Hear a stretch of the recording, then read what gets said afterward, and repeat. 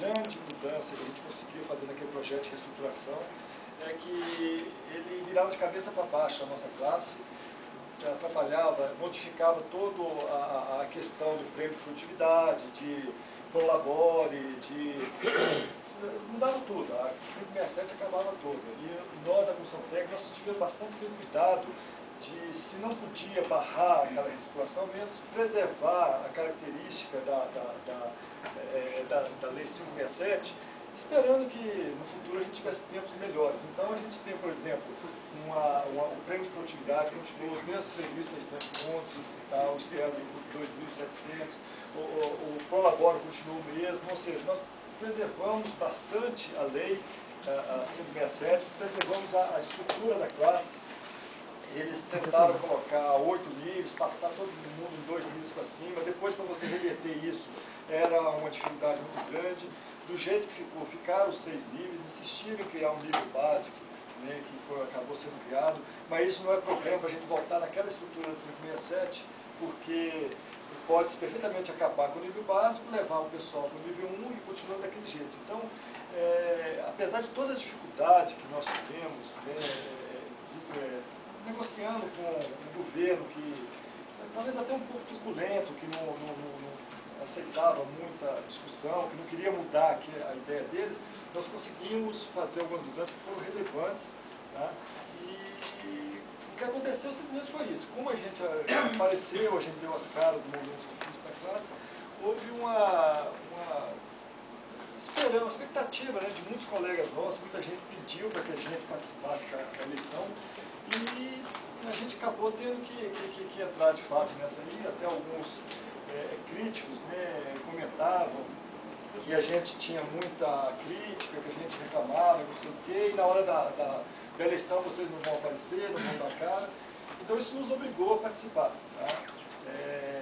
Eu acho que não tem muito perfil para essa coisa de falar em público, não gosto muito disso, o Ivan não estava muito interessado nisso, mas nós estamos entrando nessa história aí, uma porque pela obrigação de fazer a nossa parte, e outra porque a classe está passando um momento muito difícil, realmente. Existe, o que o Ivan falou é perfeito, isso mesmo, nós estamos indo numa decadência. Infelizmente o pensamento majoritário hoje é que a máquina é mais importante do que o ser humano, né? E a gente está ficando para trás. Então o momento agora é de uma grande reflexão, a nossa classe precisa refletir, tá? Soluções que no passado funcionavam, hoje não funcionam mais, e nós precisamos refletir disso. O que o Ivan falou é perfeito, nós precisamos revisar os métodos do sindicato, tá? Aquele sindicato, né, muito vinculado à administração, né, que não tinha muito autocrítica, uma classe nossa passiva, que ficava esperando que ou o sindicato, ou a FRESP, ou mesmo a administração fizesse para ela, sem ela precisar fazer muito esforço. Infelizmente, colegas, essa fase acabou. Tá? Nós temos que ter bastante maturidade de saber o seguinte: nós temos que fazer a nossa história. Tá? E a proposta nossa, a proposta da nossa chapa é justamente isso. Tá? Acabou aquela fase que o sindicato aparecia um super-herói e falava assim: deixa que eu resolvo. Eu vou fazer, vocês podem ficar tranquilos que eu vou resolver. Não existe isso mais. Hoje a classe vai ter que resolver. E ela vai resolver na medida que a gente se empolgar com isso, a gente se engajar e a gente tomar a frente desse negócio, a classe como um todo. Tá? A gente vê, por exemplo, a situação do governo. O governo, né, tem diversas outras carreiras, todas com um salário ruim, né, todas precisando de aumento, todas reivindicando aumento. Nós precisamos ter argumentos para que a nossa seja levada em consideração. Tá? Não podemos mais deixar na mão de 1 ou 2 deputados para fazer isso para nós precisamos fazer. Né? Nós precisamos convencer, não mais hoje 2 deputados, mas 94 deputados. Tá? Nós precisamos conversar com eles. Então, alguns modelos que funcionaram no passado, hoje a gente precisa ser revisto. E a nossa mensagem é essa: a gente, de fato, revisar os procedimentos nossos como classe, como sindicato, e se adequar aos novos tempos. A alternativa que nós temos para isso é continuar do jeito que está, e não sei qual que seria o futuro nosso. Tá? Se a gente realmente não perceber que os tempos mudaram e que as atitudes precisam ser mudadas, eu acho que a gente vai ter uma decadência muito grande nos próximos anos. Uma outra questão que o pessoal fala muito, algumas pessoas, até por conta dessa cultura, né, o fato da gente ter questionado projeto de reestruturação tal como veio, ter apresentado uma proposta, muita gente falou, esse pessoal é radical. É radical porque a gente teve o direito de questionar, teve o direito de dizer, não gostei disso.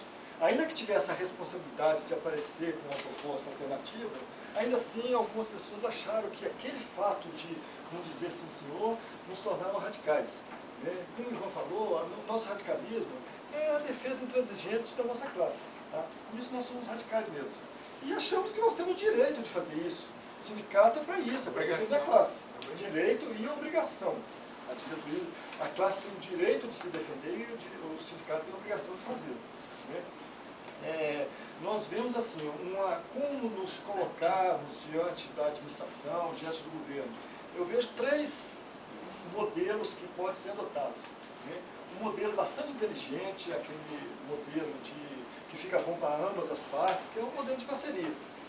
Nós entendemos o que a administração espera de nós arregaçamos a manga e vamos cumprir, porque é nossa obrigação e nós somos uma classe diferenciada, de fato, nós temos que nos colocar dessa forma. Por outro lado, a administração também nos trata com respeito, a administração compreende os nossos anseios, procura fazer aquilo que a gente, dentro do possível, é um modelo de parceria, é um modelo inteligente para ambas as partes. Se não houver possibilidade desse modelo, existem outros 2. Existe o do confronto, tá? Confronto, as duas partes não se entendem como confronto, ou existe aquele modelo da submissão. Tá? Evidentemente que ninguém prega confronto pelo confronto. Confronto pelo confronto é uma coisa que não faz o menor sentido.